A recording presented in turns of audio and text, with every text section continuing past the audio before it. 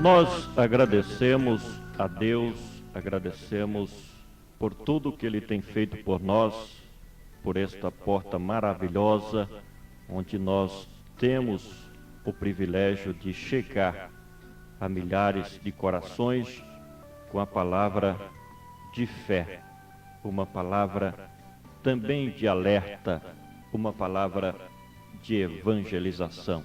O Deus eterno, como Ele se preocupa com o bem-estar dos seres humanos, dos seus filhos, das suas filhas, das suas criaturas, de todas as maneiras, Deus tem procedido para ter comunhão com os homens.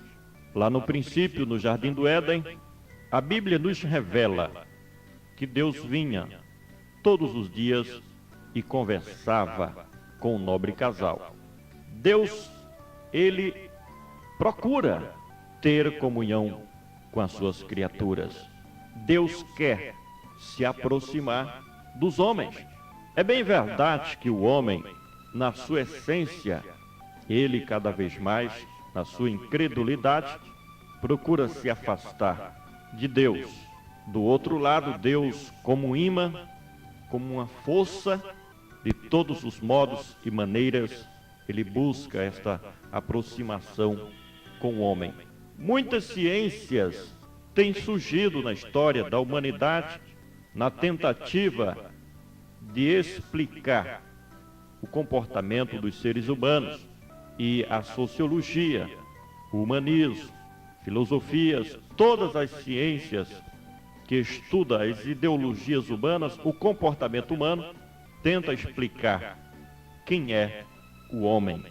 E as teorias até chegam a dizer que o homem é o produto da evolução, que ele é descendente dos animais.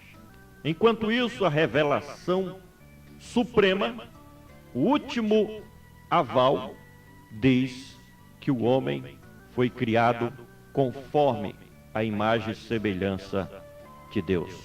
Olhando o aspecto comportamental dos seres humanos, principalmente nos dias atuais, nós observamos que há uma diferença muito grande entre o homem e Deus.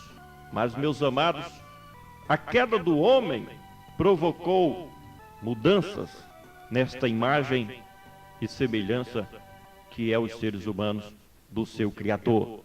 Mas eu costumo dizer que mesmo caído, mesmo afastado de Deus, o homem tem uma fagulha lá dentro de si que aponta que ele foi criado à imagem e semelhança de Deus.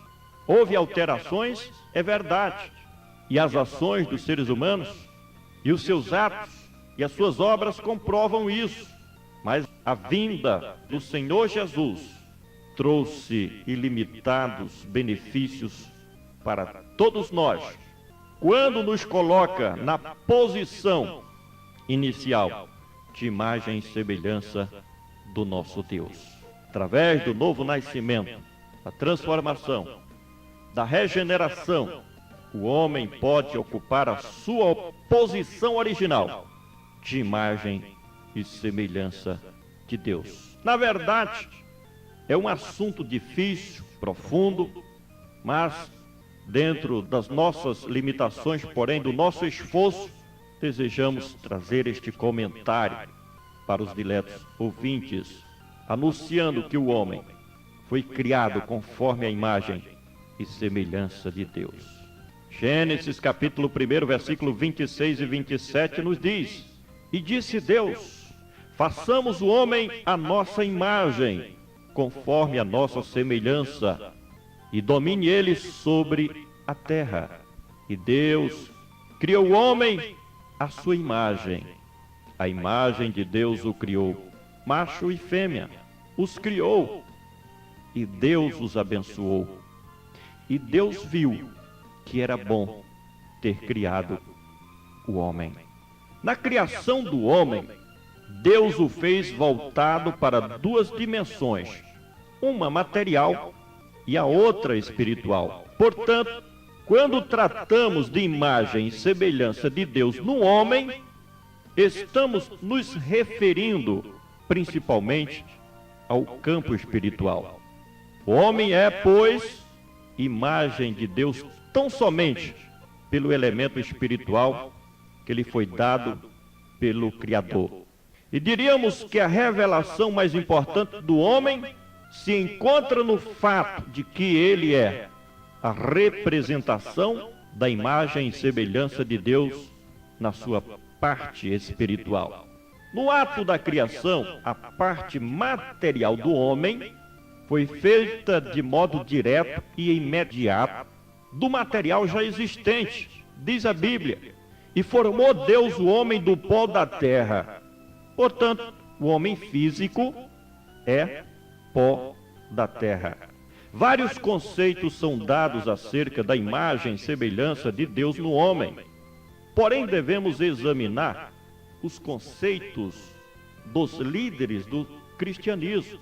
No que concerne aos chamados pais da igreja primitiva, eles tinham um conceito quase unânime sobre o homem como sendo imagem e semelhança de Deus.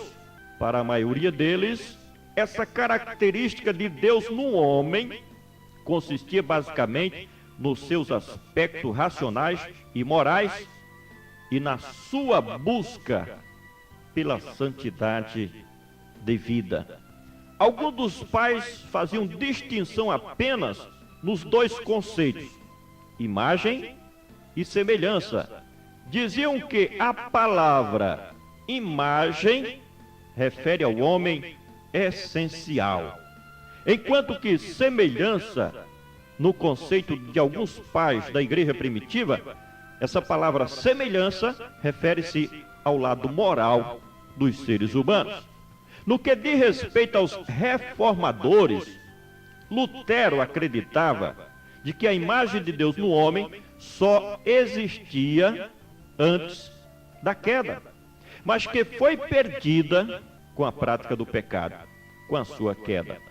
Já Calvino defendia de que a imagem de Deus no homem estava expressa na sua mente e no seu coração, e que as potencialidades da alma não faziam parte desta imagem e semelhança do homem com Deus.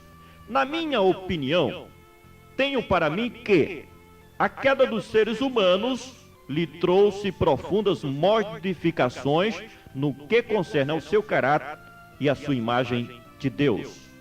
O homem como imagem e semelhança de Deus era para ter uma identificação maior com seu Criador. Por exemplo, Deus é amor, mas o homem, na sua maioria, se expressam através do ódio.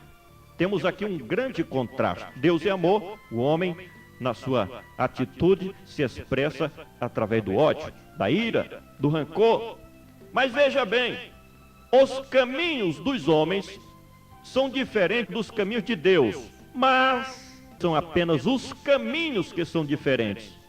Um dia, o homem há de se encontrar com Deus em um mesmo ponto. Com a vinda de Cristo, a parte basicamente intrínseca da imagem de Deus no homem, que havia sido perdida, verificamos que ela pode ser recuperada, melhorada e ampliada para melhor. Foram incalculáveis os benefícios que Cristo trouxe para toda a humanidade no que diz respeito a recuperar a sua imagem e semelhança do seu Criador. Observamos como que uma força magnética que atrai compulsivamente o homem para perto de Deus, e isto nos leva a crer que elementos comuns existem entre as criaturas e o Criador. Uma das comprovações incontestáveis da imagem de Deus no homem é que o ser humano sem Deus, ele tem um vazio tão grande, um vazio tamanho de Deus, que só quem preenche este vazio é a presença do Senhor. Vemos Deus, Pai, Filho e Espírito Santo nos homens. Disse Deus, façamos o homem conforme a nossa imagem, e temos aqui um ato direto de Deus na criação do homem. Quando a Bíblia diz E soprou Deus nas narinas do homem o fôlego de vida, e o homem foi feito alma vivente. Isso nos leva a pensar que a imagem de Deus pode estar no homem interior, na alma, no seu espírito, no homem essencial. Ninguém até hoje soube explicar em profundidade até que ponto a imagem de Deus no homem foi danificada. O que podemos defender é que nem tudo está perdido. Existe uma maneira prática de vermos a imagem de Deus, a semelhança de Deus no homem. E qual é? A Bíblia, a palavra de Deus, ela nos explica em Colossenses capítulo 1, versículo 15, Cristo é a imagem do Deus invisível. Quem quiser ver o Deus eterno, o Deus onipotente, onisciente, onipresente, olhe para Jesus. E Jesus, ele não foi diferente, humanamente falando, de Pedro, de Tiago, do irmão Francisco, de você que está me ouvindo agora no aspecto humano. Ele tinha as nossas características. Ele viveu humanamente falando. Portanto, para finalizar, e a esperança maior é que haveremos de ter um dia a plenitude daquela imagem e semelhança inicial que nós tínhamos como criaturas de Deus, como filhos e filhas de Deus.